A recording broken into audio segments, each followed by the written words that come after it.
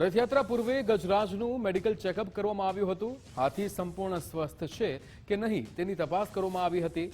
આંખ, કાન, પગ અને દાંતની ચકાસણી કરવામાં આવી હતી। વર્તન સામાન્ય રહે તે માટે ફિટનેસ ટેસ્ટ કરવામાં આવ્યો હતો। બીમારી કે ઈજા અંગે વિગતવાર માહિતી લેવામાં આવી હતી।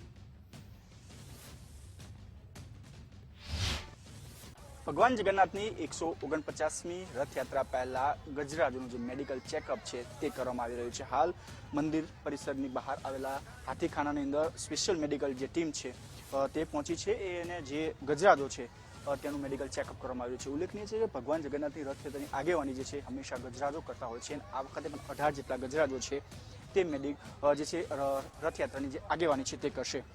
ખાસ કરીને જો મેડિકલ ચેકઅપની વાત કરવામાં આવે તો હાથી સંપૂર્ણ સ્વસ્થ છે કે નહીં તેની તપાસ કરવામાં આવી છે। સાથે સાથે તેને તાવ, ઈજા, ચેપ કે અન્ય કોઈ બીમારી છે કે નહીં તેની પણ મેડિકલ ટીમ દ્વારા જે છે તપાસ કરવામાં આવી રહી છે। સાથે સાથે હાથીના આંખ, કાન, પગ અને દાંત જે તમામ જે છે તે તમામ મેડિકલ ટીમ દ્વારા હાલ ચેક કરવામાં આવે છે। સાથે સાથે એક અલગ કાગળની અંદર તે તમામ નોટ છે તે તૈયાર કરવામાં આવી રહી છે, કારણ કે ભીડભાડ જે જગ્યા હોય છે ત્યાં હાથીનું વર્તન જે છે એ સામાન્ય રહે તે માટે ખાતરી માટે આ જે છે એ આખું મેડિકલ ચેકઅપ જે છે કરવામાં આવ્યું છે। ઉલ્લેખનીય છે કે ભગવાન જગન્નાથની રથયાત્રા સમગ્ર દેશની બીજા નંબરની સૌથી મોટી રથયાત્રા જે છે એ અમદાવાદમાં ગણવામાં આવતી હોય છે।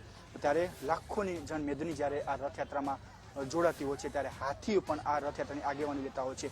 ત્યારે કોઈ પણ પ્રકારની જાનહાનિ ન થાય તેના ભાગરૂપે અગાઉથી જ મેડિકલ ટીમ દ્વારા જે તમામ જે હાથીઓનું છે તે મેડિકલ ચેકઅપ કરવામાં આવતું હોય છે। તે જ પ્રમાણે મેડિકલ ટીમ દ્વારા આજે જે છે હાથીખાના ખાતે મેડિકલ ટીમ દ્વારા જે તમામ જે હાથીઓનું છે તે મેડિકલ ચેકઅપ કરવામાં આવ્યું છે।